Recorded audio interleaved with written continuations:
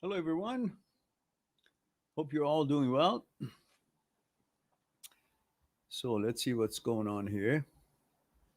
We have Emmanuel here, Gabriella, and Mike.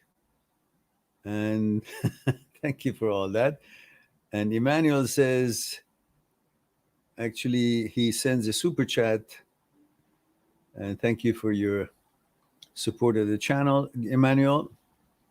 And he says, two of three. Where's one? Oh, there's one here with the super chat. Says, about 4 years ago, I was, by the way, Gabriella and Mike, don't forget the protocol, age, gender, where you're tuning in from. Thank you in advance. So getting back to Emmanuel says, about 4 years ago, I was meditating every day. And I remember something strange happened in one session. After focusing deeply for a few minutes, I remember having the feeling of getting out of my body, but only a few inches away.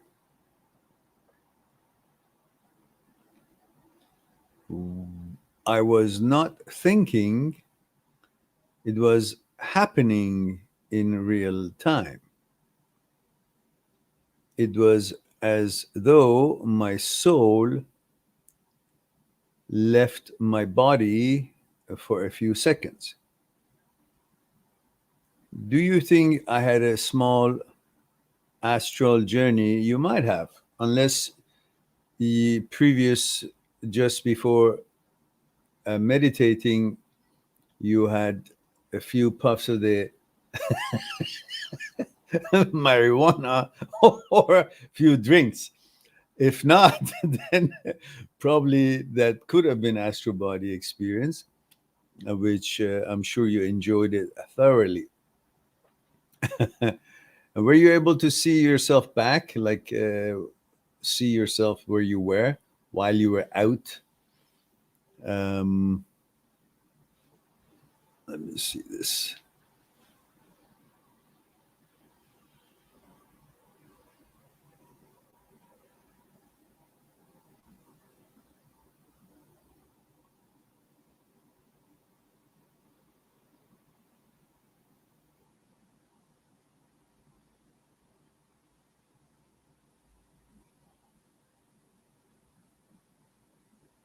Okay.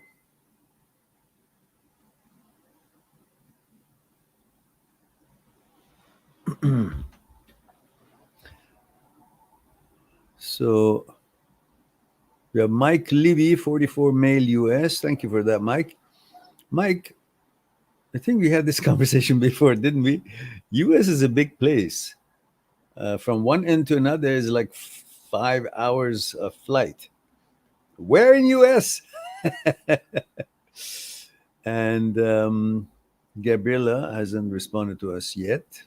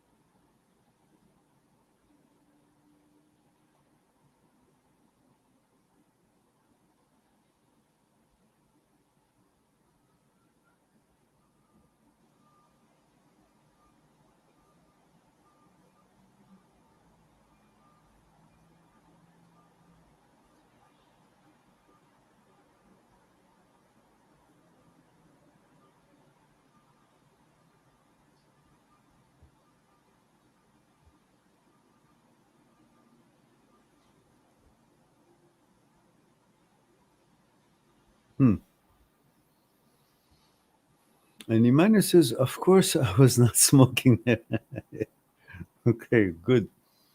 And then it must be very pleasant. But you didn't answer. Were you able to look back, like when you were having that experience of out of body experience? Were you able to see where you were sitting yourself? Like, were you able to see yourself while you're out of yourself?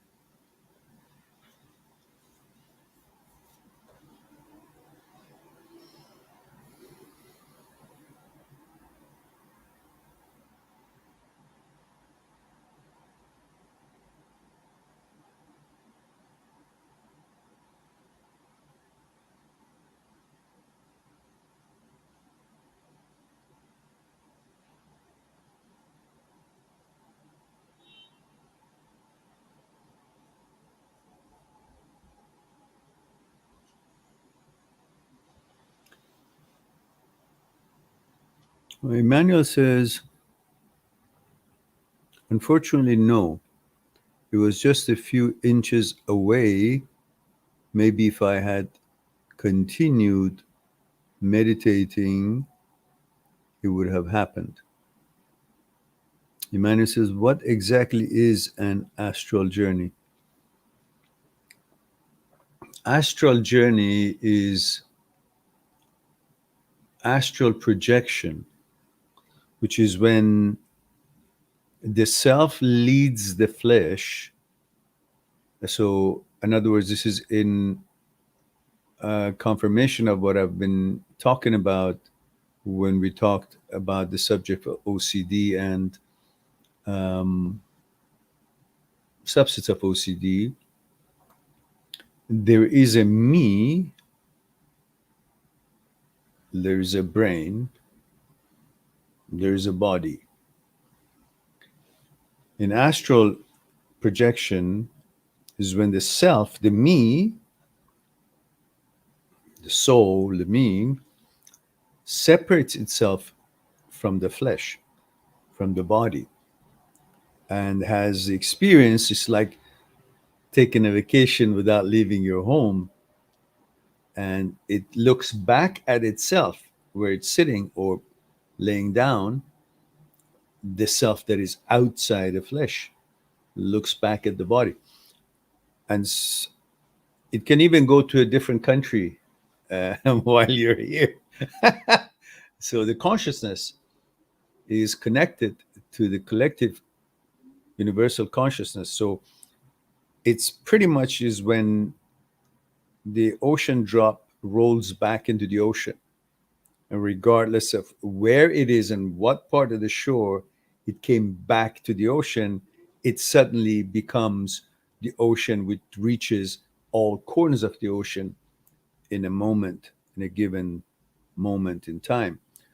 So when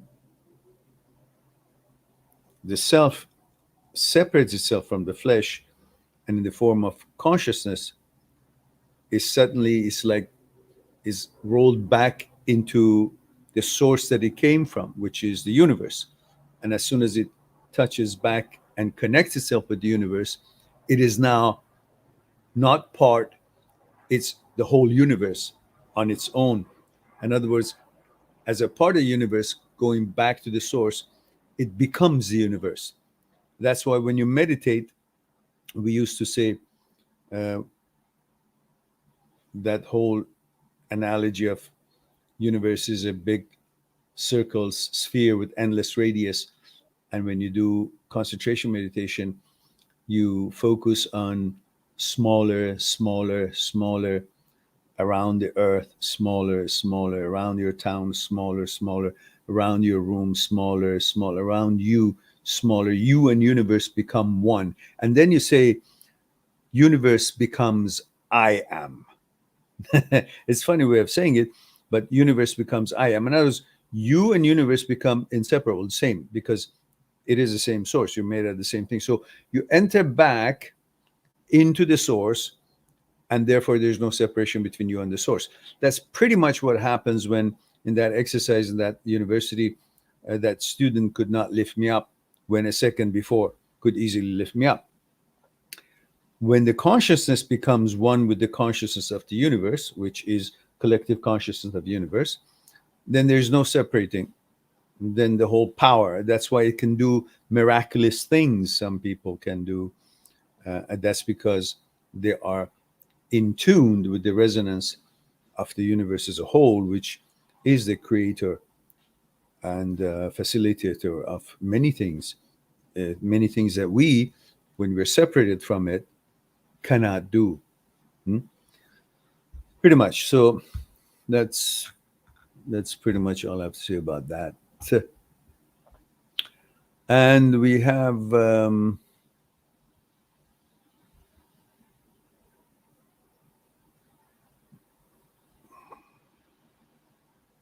Carpe Diem is here, says, oops, aged myself 43. You did? You're 42, you gave yourself one extra year. Says, I aged myself by 1 year, 43. Oh, I see. Oh, you must have said 44. Oh, there it is. Carpe Diem says, I'm around 44, male, Canada. As an equestrian, did you experience any deep connections with horses? Yes. Any thoughts on horse therapy? How did horses affect your life?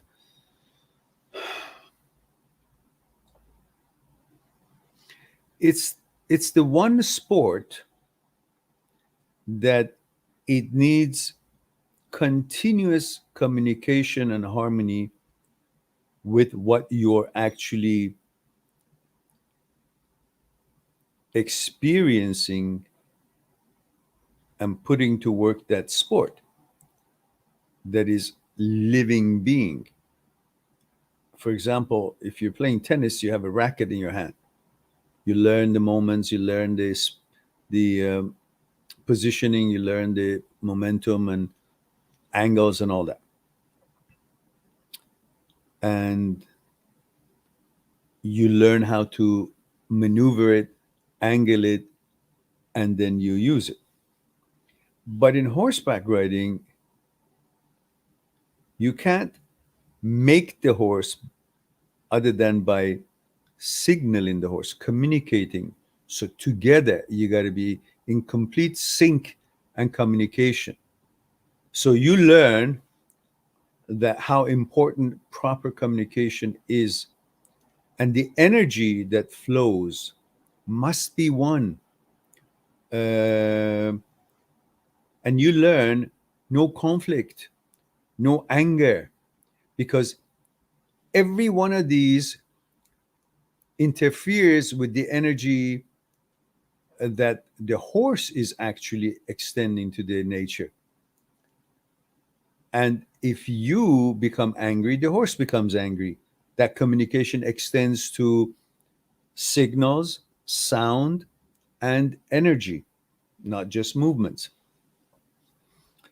So it is very important to be harmonized and balanced, mentally and physically balanced when you're on the horse, for the horse to feel and to accept, to help you, to coordinate itself with you.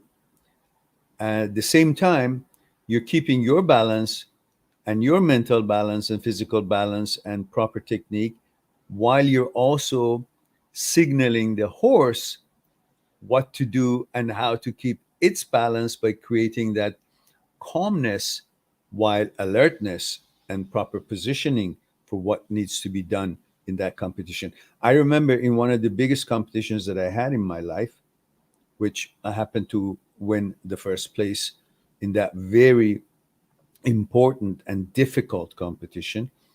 We had 64 riders from all across the nation. We had many horses from different parts of the world, Irish horses, Hanoverians, Hanoverian Trackerner, mixed, or all kinds, $1 million and more horses, very rich people, and so on.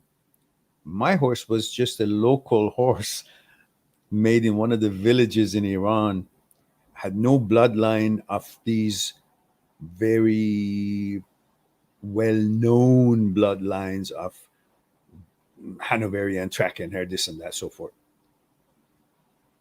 Yet.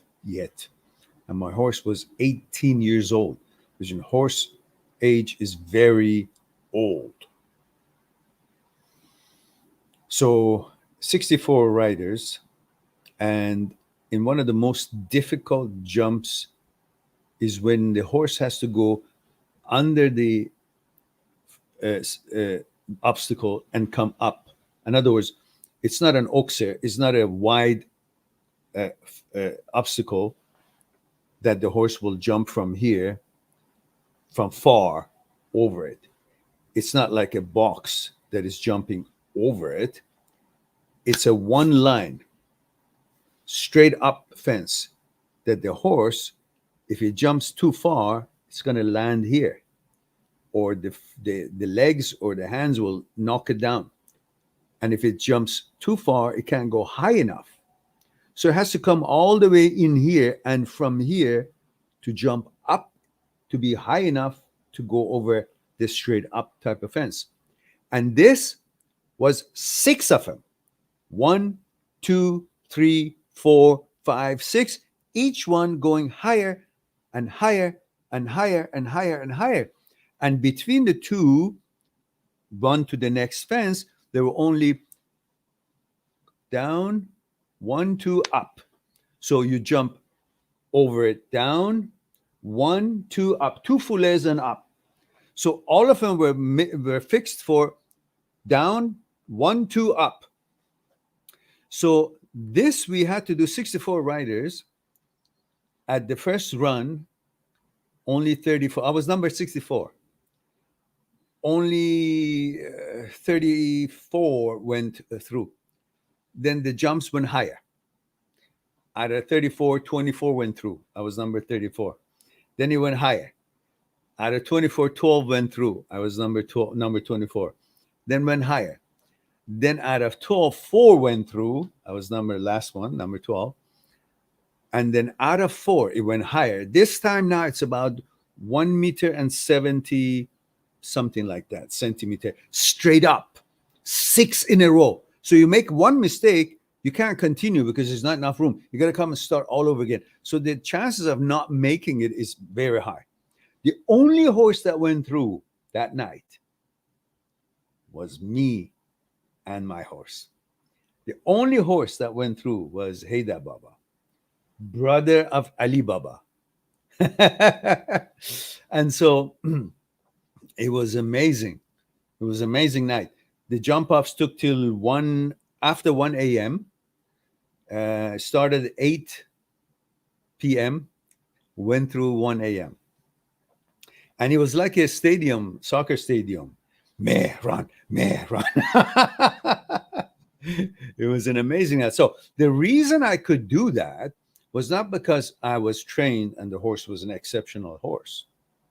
Was because the night before, I was meditating right close to the pool. I actually slept in Colonel's home that night because it was close to the arena. And so they had a pool. I sat for 1 hour and meditated.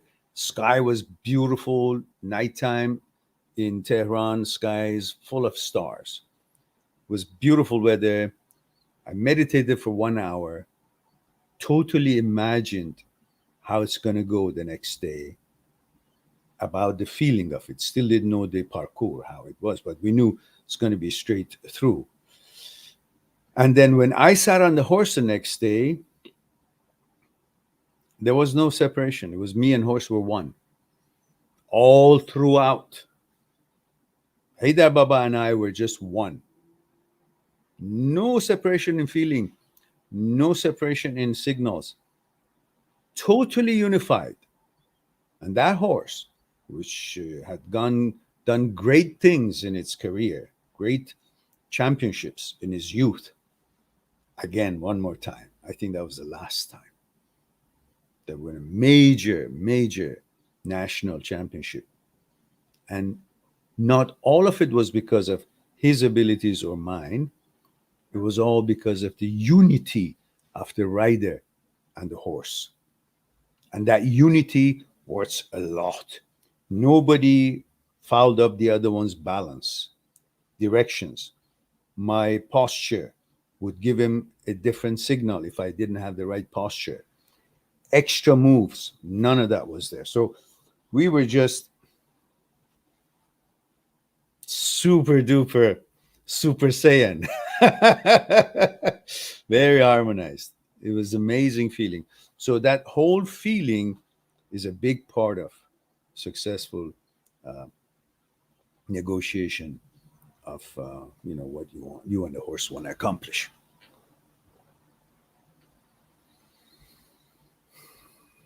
What a beautiful question. It took me back to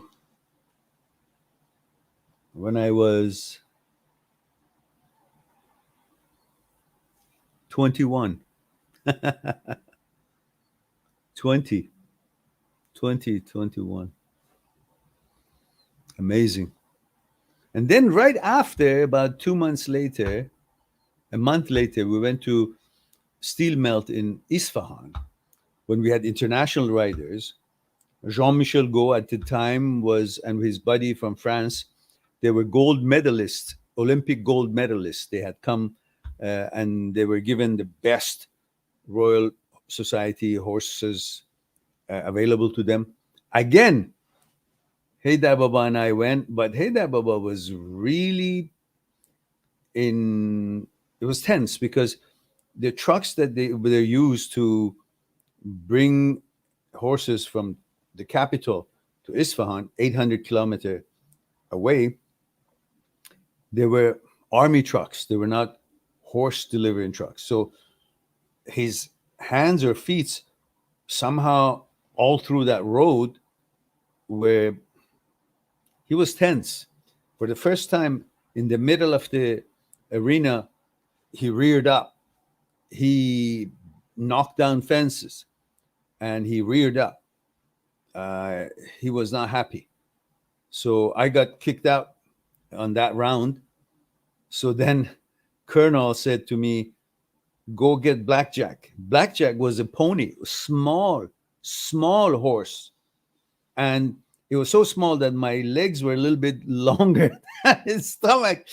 So we went in against Jean-Michel Gault and every other amazing horses out there, and the Royal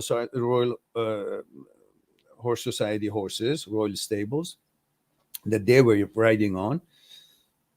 I went in there with Blackjack, and Blackjack had a heart like gold. Small horse, amazing jumper. He went on a half moon, and half moon you got to go right in the middle because that's the lowest part of it. But then I was trying to get time, so I went diagonal. My boots hit it, not him, because I went diagonal. My boots, I was a little bit longer because it was a small horse. So my boots hit, and then I hit one. But even so, Blackjack and I got third place among all those amazing riders. Jean-Michel Gault got first. His buddy got second. They had the top Royal Stable horses. And Blackjack and I got third.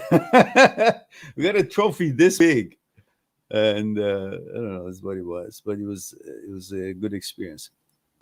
So that was me and Haydar, and then Blackjack. It's a very full-blooded horse.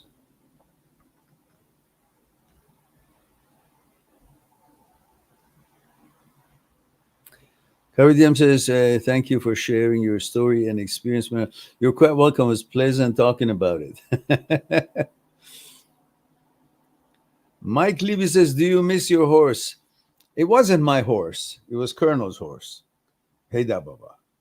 But I do so much. I mean, we were so close in a way. One time, I used to go to the stable every day when I would go, like when I would be visiting home from university. One summer I did go home, 1975. That's all where it happened. And so every day I would go to the stable, and then for 3 weeks I didn't, because we went to Caspian Sea.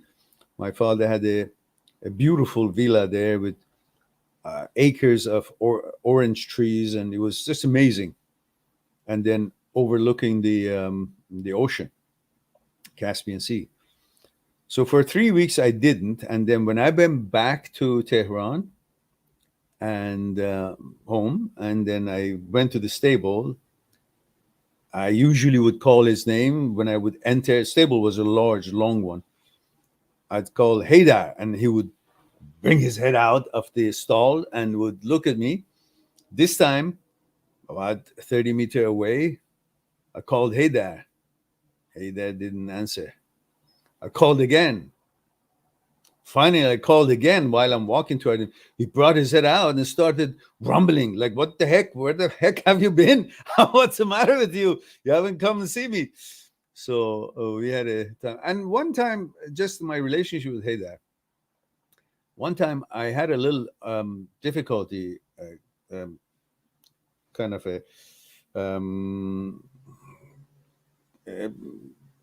family feud, I guess.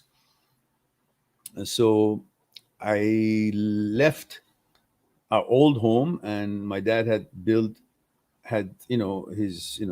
contracted to a new home to be built way away from the old home. So I was upset from the argument. So I left and I went to the new home, and there was nothing there but just carpets and brand new. We hadn't moved in. So I slept there that night. And in the morning, I start walking down, kilometer away from the old home, but from the north part, walk down. And then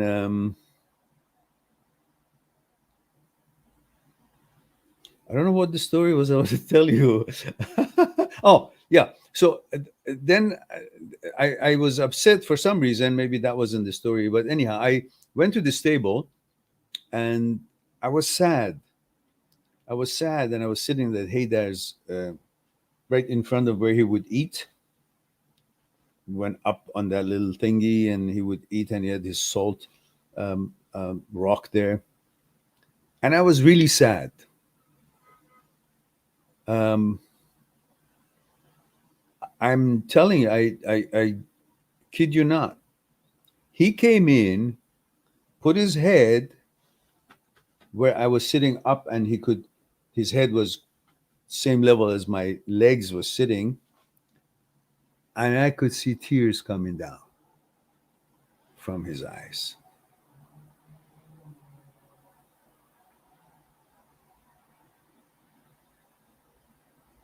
He could feel it. I don't know what it was. It was my family that I was sad, or it was my girlfriend or something. I don't know what it was, but he was feeling it. I was so impressed. Okay, let's go and catch up with the ones I missed here.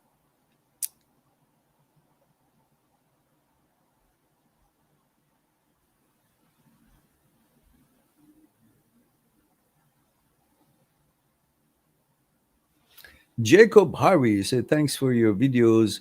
They have helped me. I guess it's a lot, and are helping me now." Great. Delighted to hear that.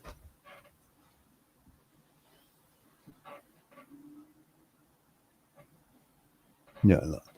And Singtivity says, "Hello, Mehran, male 28 USA. I hope you're doing well today. Thank you for that, Sing. So, how do you deal with shame? Any bad decision you made in the past? Self sabotage. Depends on what it is. Yeah, I don't know what that shame would be, what the circumstance it is. Um, but regardless, you are reflecting emotionally according to your conditioning of what is bad, what is good, what is accepted, what is not culturally, to something that doesn't even exist.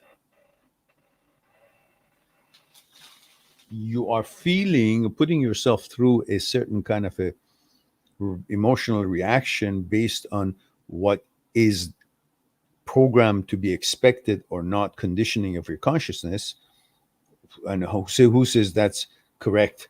Maybe what you actually feel shame is not a shame in another culture at all, but according to what it is that is regulating your culture, and you've been programmed to, you feel it is out of the boundaries that were set, and separates you or categorizes you as good or bad based on that particular condition, rule, or tradition or culture, where that is a human arrangement, and same thing in another culture has no problem. But whatever it is, you're reacting this emotional thing towards something that doesn't even exist. It's a past. Past is dead. You're trying to fix something or bear the um, responsibility of something that is already done and gone. If its actuality is gone, why are you still remembering it as something that could hinder your balance? Because of conditioning of the consciousness. Now we got to know what that is. Has it been something that betrayed humanity? Betrayed humanity, crimes against humanity, like most leaders are committing to today, for this whole bullshit that is all around, pressing people to do things they don't want to do, limiting their freedom and freedom of choice and their God given right to be free for what they want them to do, for whatever the hell the reason is. That's crimes against humanity. If you haven't done that, I don't think you have anything to be ashamed of.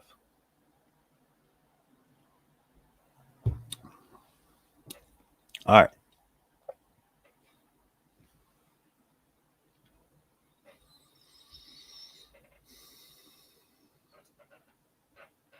Morgan Freelancer says, have you considered doing a crossover video with other OCD related channels on YouTube in order to bring more awareness and therefore subscribers to this channel? Just a suggestion. Thank you, Morgan. I appreciate it. But I don't know what I can, which channel. I know there are many channels trying to help people, and every one of them are helpful to people. But I don't know what benefit they would gain from me joining them, or what benefit my channel would gain from joining them.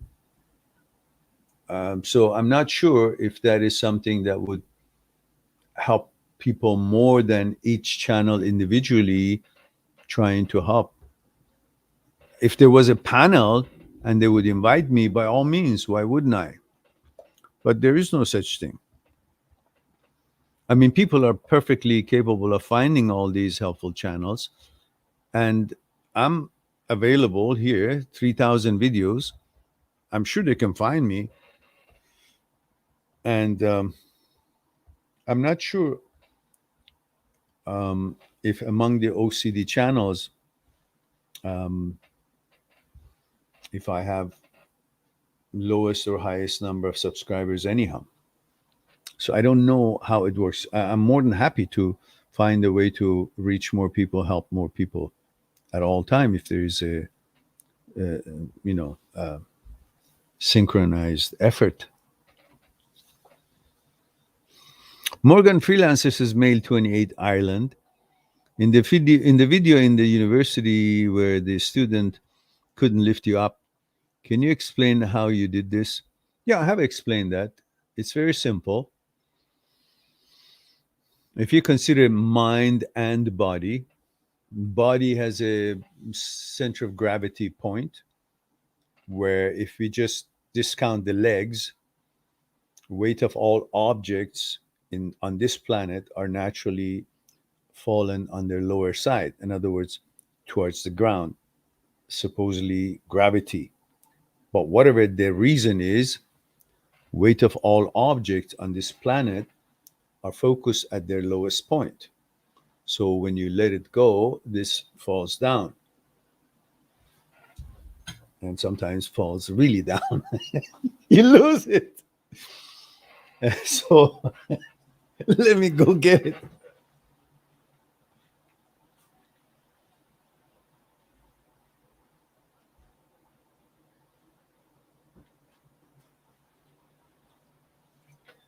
Okay.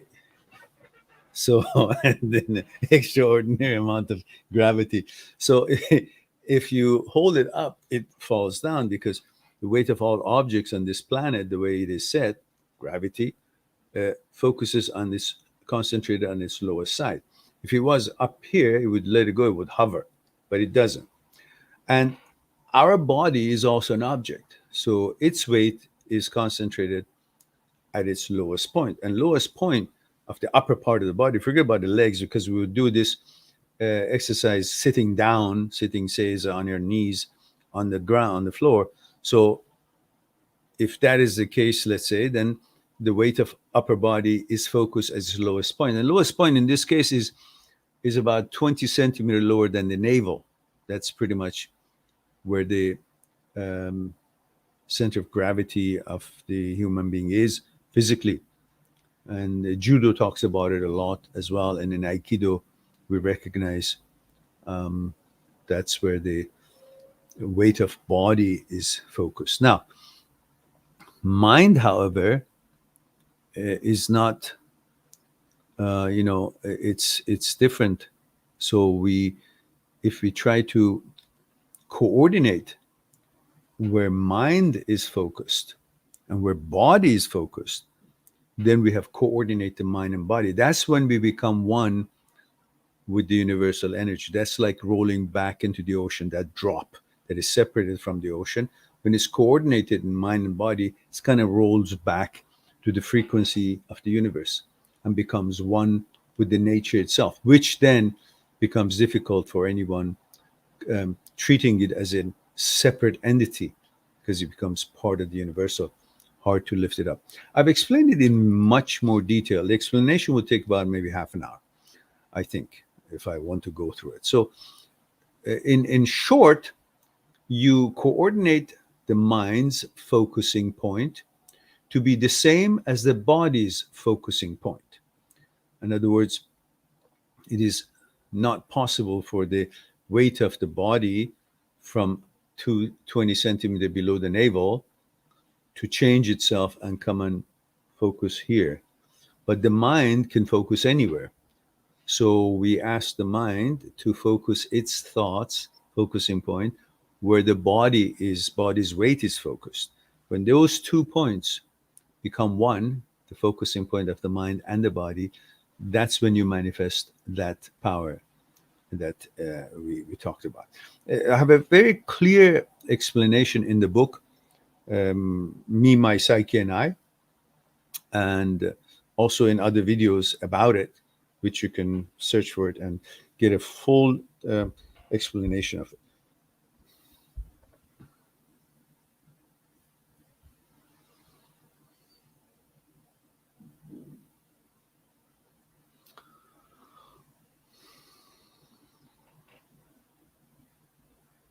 Mike Levy says, I have heard you say that missing someone is missing a dead memory.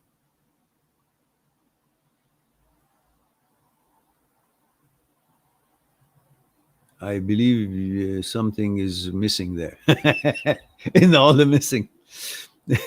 And he says, everything we know is therefore a dead memory, right? No. Many things you know is not a memory, it's just a knowledge. Memory is dead. Memory is the past, and the past is dead.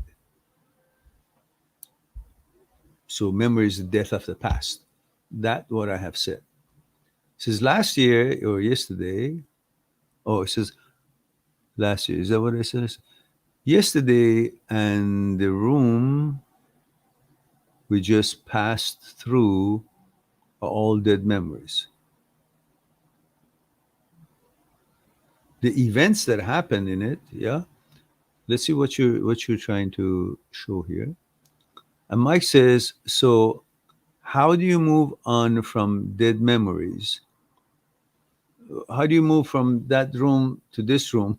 You walk into this room, therefore you're no longer in that room. So you put your focus on where you are, naturally you won't be thinking about that room. So be in the present, be with your efforts, whatever it is that you're trying to accomplish now. If you don't want to be thinking about the street that you just passed half an hour ago, then focus on the street that you're walking on. You don't have to try to forget that. Just try to focus on this that is happening now, that is crucial for you to be aware of it now. Walking on this street, what is happening? Cars coming, not coming. Where are you? Which direction you're going? The effort that you're making in the now, in the present moment, if you put your focus on that, naturally, the death of the past is not going to be your focal point. And the present moment where you're making the efforts, where you're walking, it's alive. That's where your focus should be.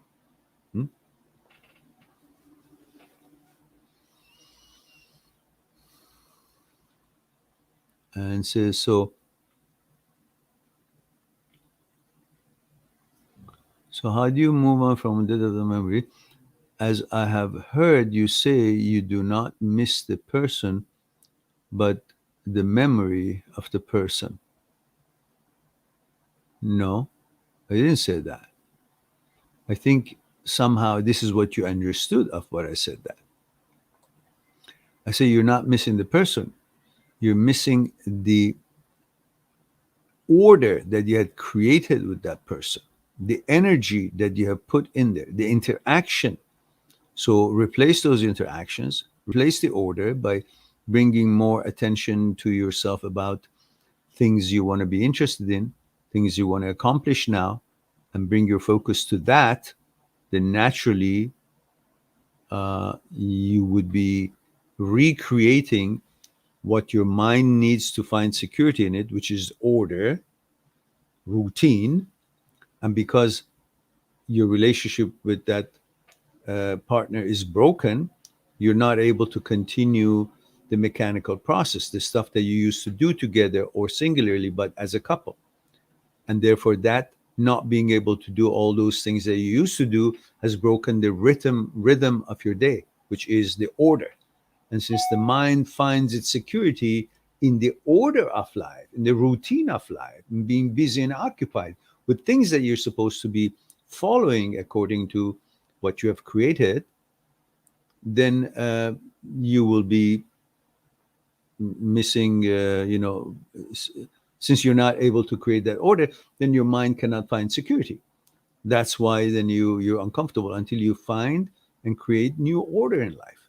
So what you're missing is the things that you were doing and had created the order. Now, that order is still the memory of it is in the memory. Recording of it is in the memory. That's why, because the mind doesn't find security, it goes into the memory because the order is broken in real life. She's not there anymore. You go into the memory because in the memory that order exists. So you hover there. And while you're there, she's also part of that memory. And that is when you see all the prerequisites for desire based on what's recorded in the memory because you're in the memory. And then the desire is born, then you miss her.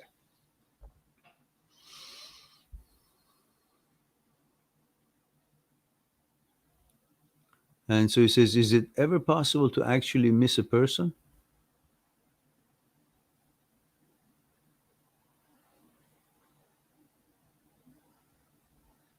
Again, you miss the experience in the energy exchange and the order, the things that you were doing.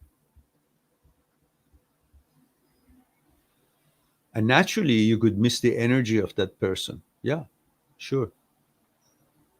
But that's because you're not focusing on what broke up, what caused the breakup.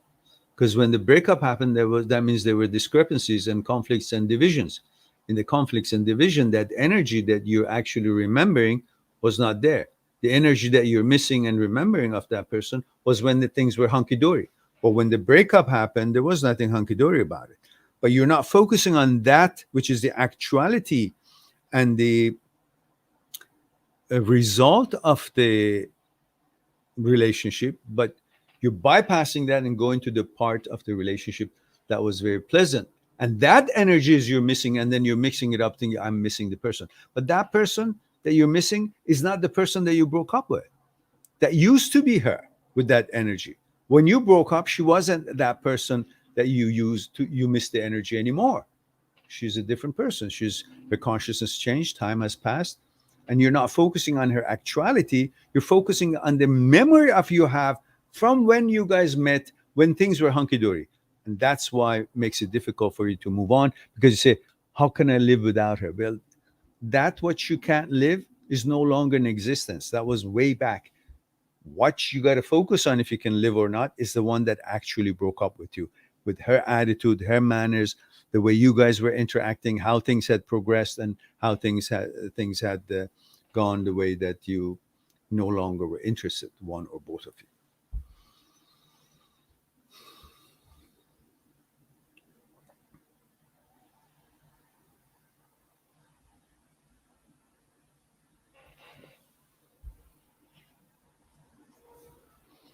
And Mike Levy says, and then why do we grieve? Because you missed something that at one point you loved and you liked and you're used to it. It's your habit now. It's your order now. It's what your mind can find psychological security in it now. So you miss the whole order of life that she was a big part of it. And of course, you selectively pick up the pleasurable time parts of that relationship rather than focusing on the problems. If you focus on the problems, you won't miss her. If you focus on the selective, pleasurable parts of the relationship, of course, you're going to miss her.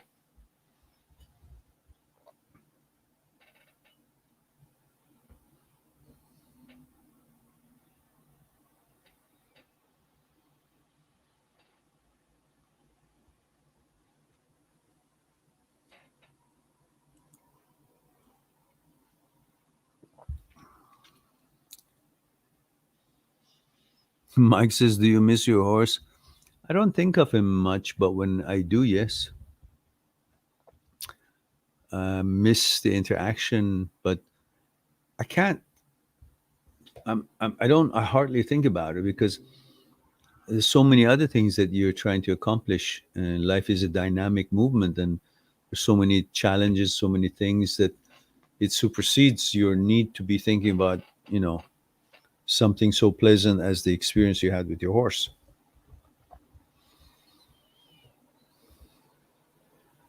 And Thomas says, hi, Mehran. Hello, Thomas. Says, since my breakup a couple of months ago, Thomas, age, and where are you tuning in from?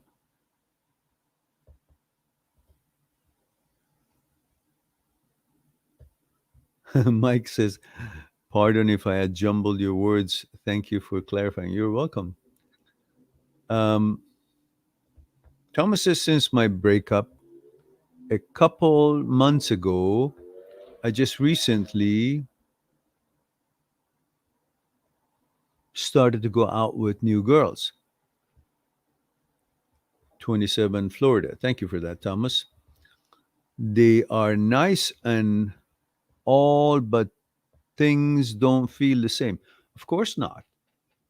Even if you had a old car or old bicycle or old car, let's be a little bit more technologically advanced, but it wasn't working well. And you started renting a new car. You're still going to miss your old car. Why? It's like when you finish a classroom, like from one grade, summertime comes and you finish that class, get good grades, and you go to the next class. And school starts, you go to the next class. One floor up, different classroom. Even though it's a maybe more modern or bigger or nicer and higher, definitely a different grade, you're in a higher grade, it doesn't feel comfortable in the class the first or second day because there's no energy exchange yet. The interaction on the energy level and key is not there. No character to it, no interaction, exchange of energy. But once a week or two or three passes, you no longer miss the old class, old environment. Because in the old class, old environment, things were secure physically and psychologically because you had exchanged energy in it. And the walls had energies and everything else was feeling balance. The new one, your energy resonance and the classroom's energy and what was happening, new students and all that, all having different energy.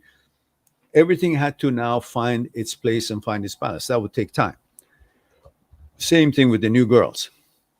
You cannot compare someone that you knew for a few months or a year or so with someone you just met. Even the one you just met could be far superior girl in any count, but you haven't gotten to know her yet. You don't know all the specialities about her. So you're going to judge her on one particular thing versus all the things you've already been convinced of about the old one that you knew, So you're comparing something that you don't know much with something that you know ins and out of it, and you're very comfortable with it. And the field of the known, what you know, makes you kind of feel more comfortable. So you think these girls are not good enough yet. But wait till you get to know them, explore them, see how amazing they can be. You give them enough time, as much time you gave to the other one, then compare, not at the moment. Yeah, you're going to the judgment too quickly. It's like you have a car that you race around the track, all the corners and how the tires and engine and performance works, and then you get a new car and you go one round around the racetrack and you say, well, I'm not sure if this car is as good as the other one, because it is a better engine possibly, but you haven't really learned how to balance yourself with it and interact with it. That takes time. Yeah. And Shabham says, please read my comment. Yes, I'm coming to it. Shabham says, hi, sir, male 20, India. I'm doing well, HOCD, because of you. Thank you so much. But I'm afraid of if this thing comes again and worry. No, of course, it might come again. So what? What? Is it only one time you get diarrhea? You get diarrhea, you get a pill, you fix it, you learn how to eat, what not to eat, and then it'll fix, yeah? But it could come back. But then you know what to do. So what's the big deal? What are you afraid of? The thing is, you don't believe that you're the boss. Nothing that can make you do anything that you don't want or you don't choose. Doesn't matter what kind of thought shows up. Doesn't matter what kind of people show up in your life suggesting to you many things that you don't want to do. Maybe they want you to get involved in selling drugs. Maybe they want you to get involved in doing some things that you're not interested. Maybe they want you to get involved in some kind of, I don't know, sexual perversion that you are not considering, that it's not in line with your values. What does that mean? What fear do you have? You're the boss. You say no. You move away. Yeah. So the same thing here. So what? Why are you afraid of HOCD? It's suggestions. It's malfunction of the signaling system. It's a glitch in the caudate nucleus automatic function of shutting down intrusive thoughts. It's something that every human being on earth has it, but their system is not malfunction. It shuts it out automatically. And in some of us, it doesn't shut it off, but you learn how to shut it off manually by teaching your brain to rewire itself by the way you react to these thoughts and suggestions, and how you ignore them, how you recognize them and then label them and move on. And then the brain learns that you don't interact with such things, and therefore it starts shutting down, and you reteach the brain. Same like you get diarrhea, you learn how to fix it. So if it comes again, oh, I got diarrhea, I know what to do. Same thing here. Big deal. What are you afraid of?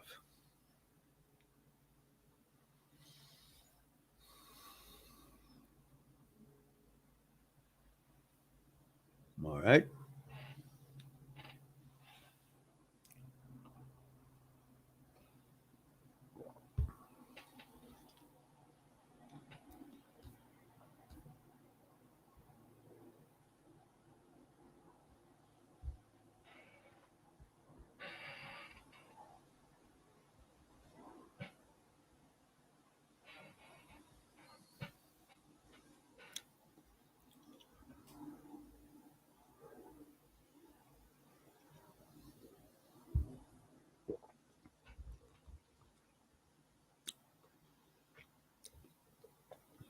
Funny thing is that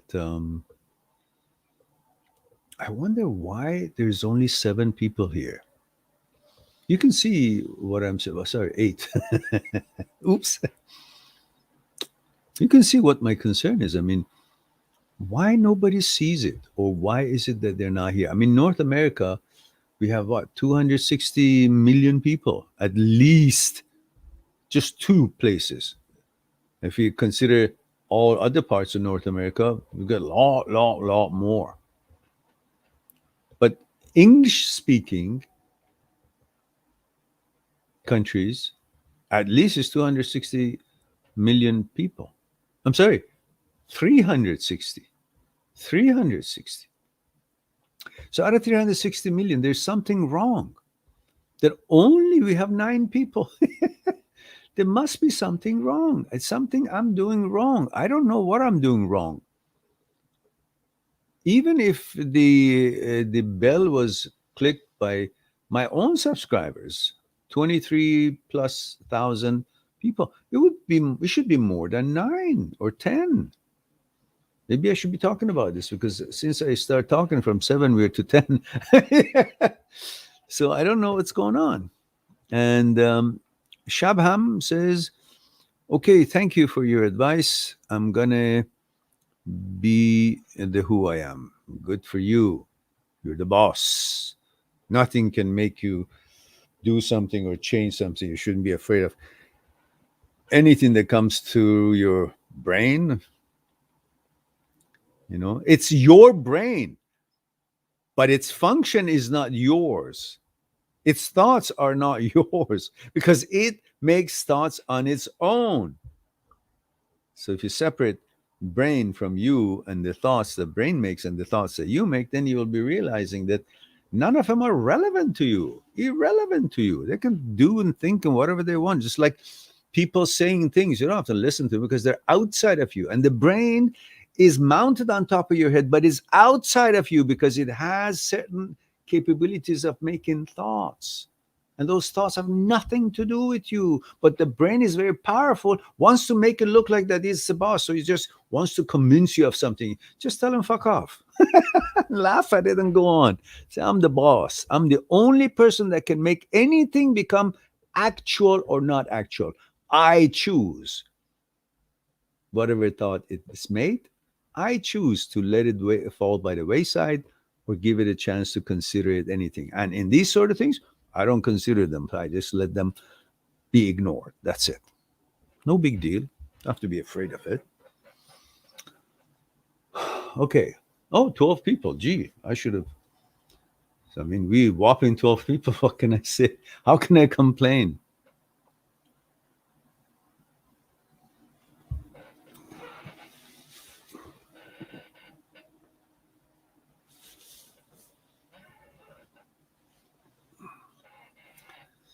All right.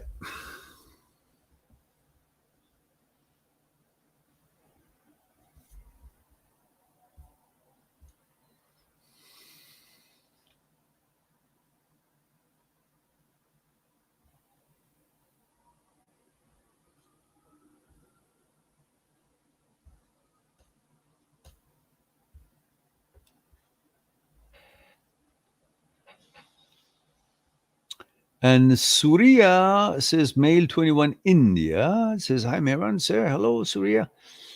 Says, I could control HOCD, but new HOCD thoughts are getting created whenever I try to recover. No, it's part of the OCD that you actually looking to see what other thoughts are created, as if you want to confront them and kill them. So you want to see what they are. So you seek to find out what is being created instead of totally just don't give a shit and move on and ignore and focus on the things that you want to focus that are in line with your values rather than trying to see what other stuff is going to come up. You don't need to know. You don't need to care. Just it's a malfunctioning brain that does that. So you don't want to care about it. You just want to focus on when you want to use the apparatus to make the thoughts that you need to do in order to help facilitate whatever it is that you want to accomplish. Instead, because you have OC, I got to see what it is. What is it saying? As if it's so important to me what my brain thinks about me. Fuck that. That brain is just nothing. It doesn't know it. It has no intellect. It just does certain things. Most of the things it does guesses. It doesn't know. But the problem is you think of your brain as an intellect. It's not an intellect. It's a machine. It makes thoughts. And it makes thoughts depending on and based on all the other things, interested or not interested, that exist in the universe, in our planet. And it has found its way through medium and news and this and that and discussions. Relevant or irrelevant, has found their way into your consciousness, and the brain picks up these things that are in the consciousness, found their way in here, and makes thoughts. Doesn't know. It's not going to consult with you that, sir, I want to make a certain kind of a thought about this particular topic that you're at all not interested. Are you interested? Can I make that? It doesn't consult with you. Doesn't even know what you're interested in, what you're not interested in. It just makes thoughts. You're supposed to be the one that says, okay, fuck that. I'm not interested in that. Whatever it is, whatever your gender is, the brain makes things that you are not interested or are interested depending on what the topic is. But you're the one who selects which you pay attention to, which you don't. rather than thinking, oh, because the brain has made, it must mean something. I must really find out what it means. No, it doesn't. It's a meaningless shit. Okay.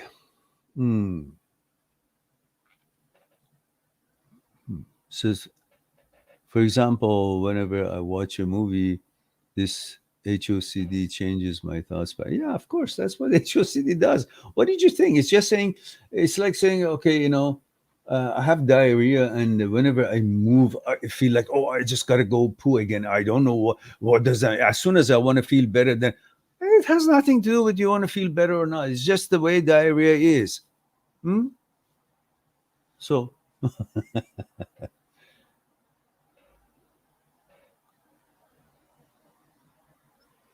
you say HOCD has changed my whole thought process. It has changed the way I think. It always makes me think I become bisexual. It doesn't make you think. It suggests that. It doesn't know who you are. It doesn't know what it's suggesting. That's what it does, because the automatic lever to shut down intrusive thoughts is not functioning well.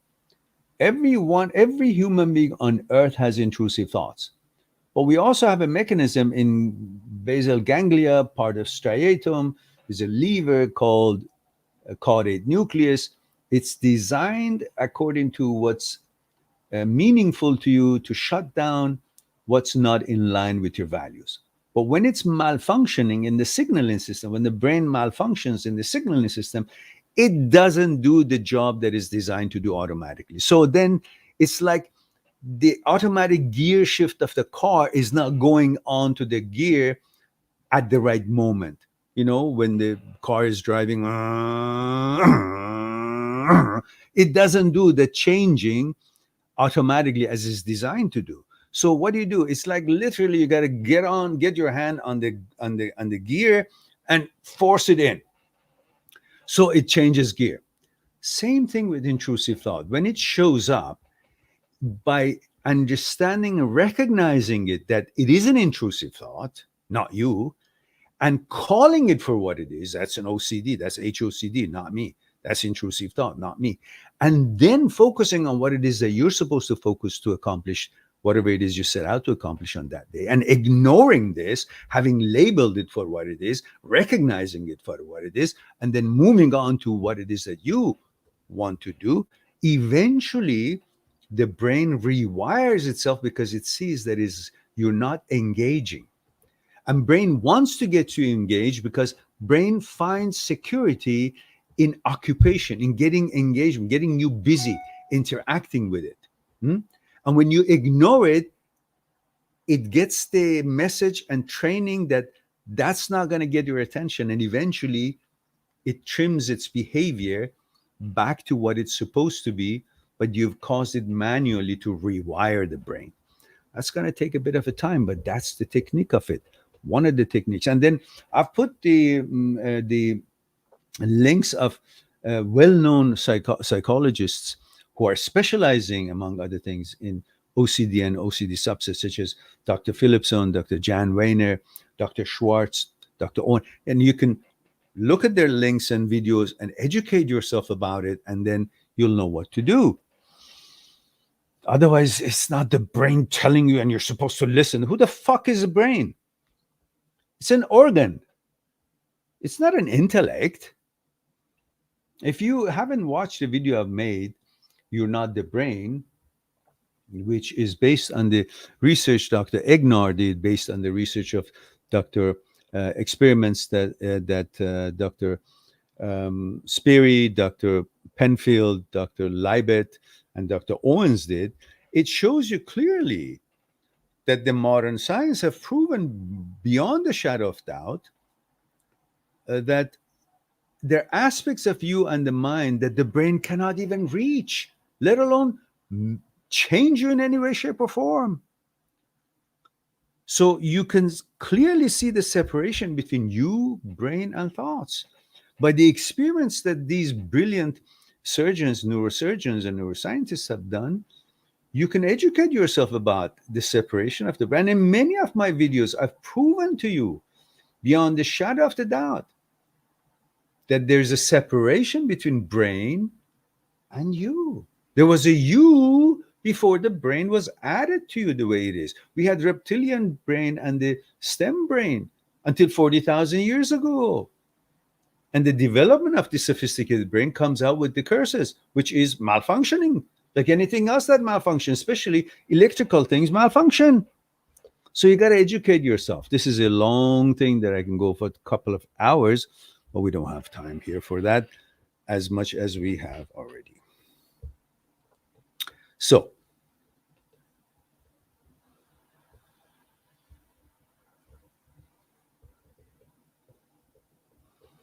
no, you're not at their mercy, Mike, because by changing your diet, you will control the bowel movement.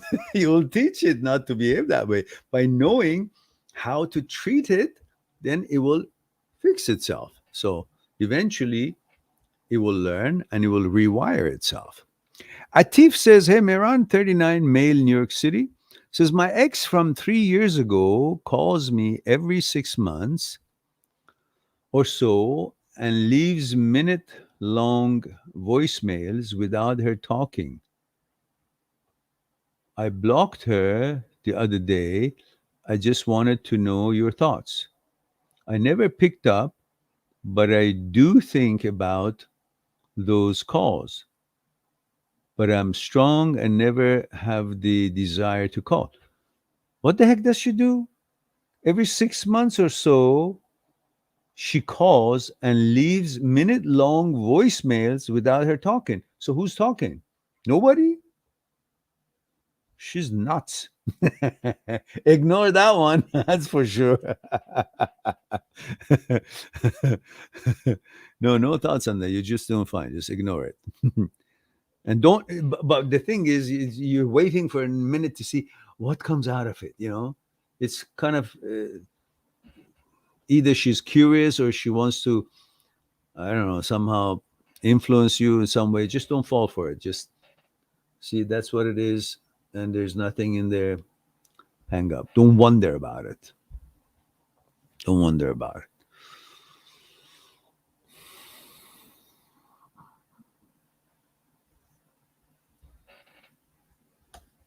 All right. Well, guys, it's 1 hour and 15 minutes. So I don't see any more questions here. So perhaps we'll just uh, close down shops tonight. I'll let you guys go about your things, and I get ready to go for my walk. Maybe just do some things before that.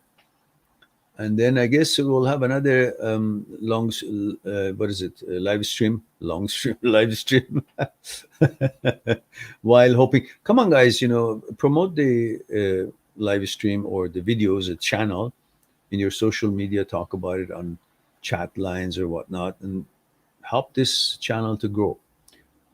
Because honestly, 9 people for a live stream kind of is, as much as it's pleasant to be with you guys, but I understand what I'm saying. It's not encouraging that it is really needed, while we know the topics are pretty much second to none and is necessary. And we have good quality topics and discussions. But we got to get this thing out there. And it's been a long time. Eventually, one might just say, okay, if people are not interested in real stuff and they're just looking for some bullshit like many other channels that is out there, and they're really not saying much, but only focus is to sell something, which is fine. I don't mind selling the t-shirts and the things that, because it helps the channel so we can do more. But if that's the only motivation, then you get garbage. But we don't have garbage. We actually talk about issues in a helpful manner. So I need some support as far as getting the channel out there and introducing it to people. Morgan says, can you address my previous comment regarding Skype call, please? Skype call. Where is your comment?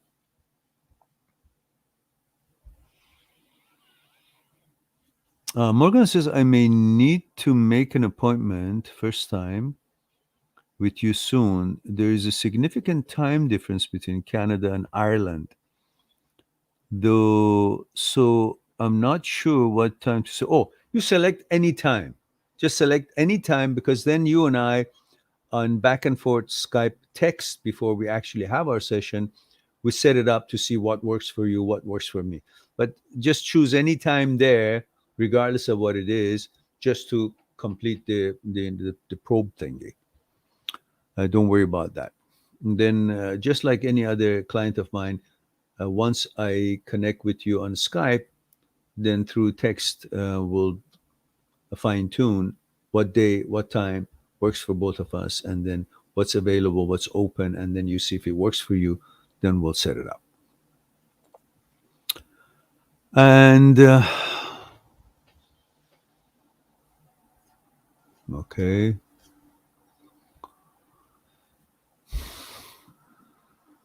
Morgan says, cool, thanks, you're quite welcome. And says, Surya says, whole media, whole world says, who? Why do you say that, Surya? Who whole world says? Whole media says? First of all, that's garbage. Nobody said that. Maybe some people say that. Maybe they have ulterior motive to say that. There is no such thing. Sexually is fluid. It's bullshit. Simple. And you don't need to receive everything that the media, some media, first of all, it's not the whole media, some media, and whatever amount of it is garbage. And whole world, no, nobody said whole world, definitely bullshit. What are you talking about?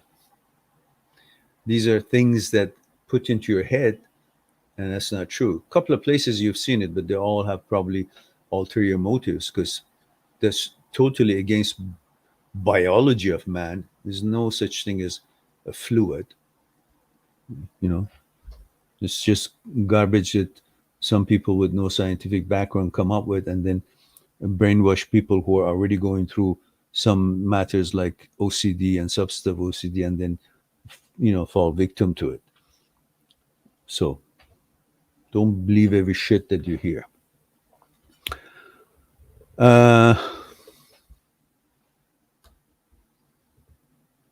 Fita says, hi, Mehran. FIFA says, I'm pretty sure you remember me. Yeah, FIFA. You have an interesting name, and you're Persian. I'm not sure where, in Canada or somewhere else, but I forgot your age, right? So you remember me. I struggle with loss of attraction, but also keep getting it back.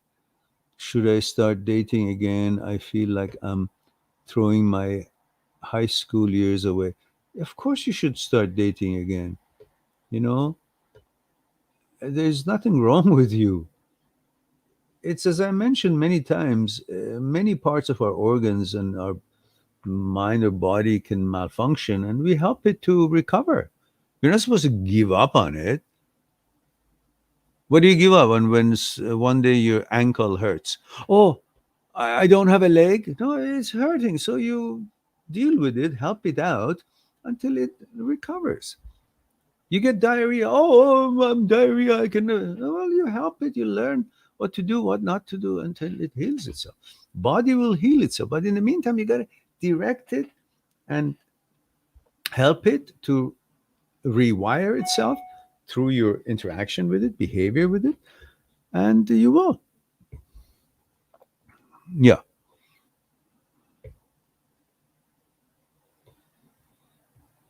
No. Yeah.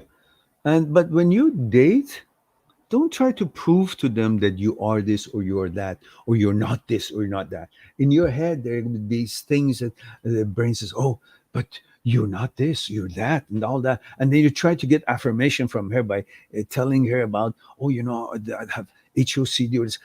Don't fucking bullshit nothing about this. These are mental things that many of us deal with, but you're not supposed to be talking about it about so much, more than when it's necessary, when and where is necessary. Not when you're in the date. You don't talk about this shit with your date.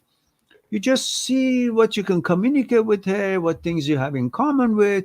Don't worry about trying to show her what kind of a stud muffin you are, or try to prove to yourself that I am not what the brain says I am, this and that. None of that. Just don't try to impress your own brain or OCD brain or her or nothing. Prove nothing. Just be there, enjoy the conversation, enjoy what you have in common with her, and then let your system learn that you're fine, you don't give a shit, and you're just enjoying what you prefer and what you know your values are, what you enjoy. That's what your plan is. You're the boss, you decide for all that, not the suggestion of the brain. So chill out and go in there without any agenda. Or I gotta touch her, I gotta kiss her to prove to myself that I am. See, I did that. None of that shit. Just go in, have a good time with her, be a gentleman, and be nice to her, and talk about different things, good things, things that she's interested in, and then let the nature take you back to where you are. Not take you back. You are where you are. Just let the nature show you that nothing has changed. Just statics. That's it. All right. You're quite welcome. FIFA. Surya says many people. Okay. Say, who are these many people? As long as you're talking to many people, I'm saying to you, watch the links of Dr. Phillipson, Dr. Dr. Jan Weiner, Dr. Schwartz, and you're talking about many people. Who are these many people? What's their education? What do they know?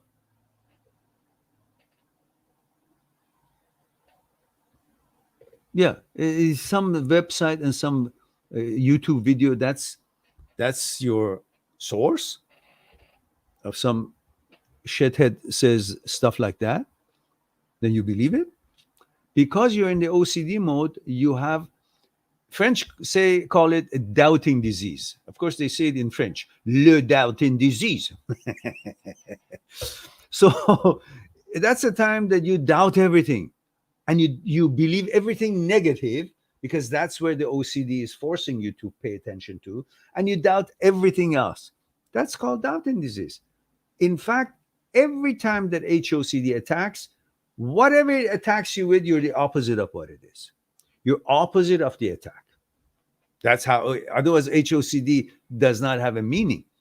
It always attacks you opposite of what you're. If you never knew what your gender was, when the HOCD attacks, opposite of that is your gender. That's how it does. Otherwise, HOCD never attacks you with who you are. So anytime that it attacks you with what it is, opposite of it is your real gender. And that's what it is. So it tells you that you're this, then you're that. You're something else. There are people who are homosexual and they have HOCD that tells them they're heterosexual. That's why every time that HOCD attacks you with the opposite of what you are. So you're heterosexual, it tells you you're homosexual, that means you're definitely heterosexual, because otherwise it would hit you with a different kind of attack. Yeah. No, Surya. You're not milk to change to buttermilk and a few days later to yogurt and then long time later to cheese. It's not like that. You built however you built in the womb of your mother, and the rest of it is a mental static that you got to deal with it.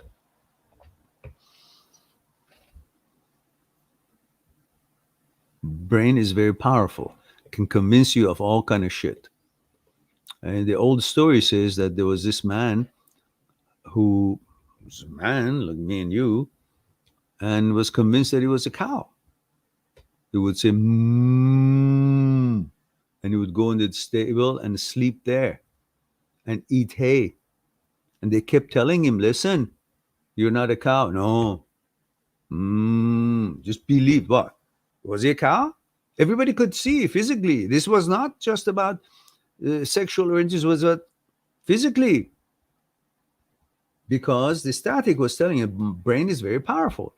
Until it came to the time that suddenly it started bursting out of the stable because one other cow was going to somehow, and he says, "No, no, I'm not. I'm me. I'm me. I'm me." He changed back because he realized that is actually could have some consequences. And so, whatever the story was, it was. It was. So, brain is very powerful. It can make you think you're many different things. In the history, you've seen people who think about all kinds of things. So, watch out for the brain, and don't believe the brain. Mhm. There is you beyond the brain. There are aspects of you and the mind the brain cannot reach. So be mindful of that. If you're homosexual or you're heterosexual, that's how you're built in the womb of your mother. You're not going to be flip flopping. So if he goes this way, then when are you going to go back this way and then this way? So all through your life, nobody has any, nobody knows who they are, right? No, no. Different, sexuality, but whatever it is, it's already done in the womb of your mother. All the ingredients have been poured. All right. So I think we've discussed everything we could discuss tonight. It's 1.5 hours almost. So I guess that's time for me to say I love you all. Thank you very much for being here and giving the opportunity to share a thing or two with you. I hope you enjoyed as much as I did. And I look forward to talk to you again on some spontaneous live stream again, or on Saturdays at 1 p.m. Vancouver time. We usually have a live stream. And until then,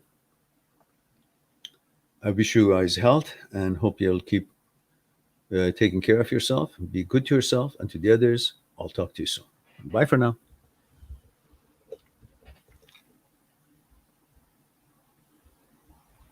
Subscribe on my channel, visit my channel, and go through the videos that you might be interested in. Mind@seekstruth.com is making it one step away to talk to me one-on-one on Skype and discuss what concerning you. I'll talk to you soon. Well, we too, like the iceberg, have 1,000 times bigger powers that is not visible, and we must. Why? Is it something we're rambling on and I expect you to accept it? Or is there actually another power within us? Would you come and help me out? Okay. What I want you to do is put your hands underneath my arms and just lift me up. There we go. Okay, now, that's my physical part, right? Same thing. Again, with that. Just want to see if there's any difference. Go ahead.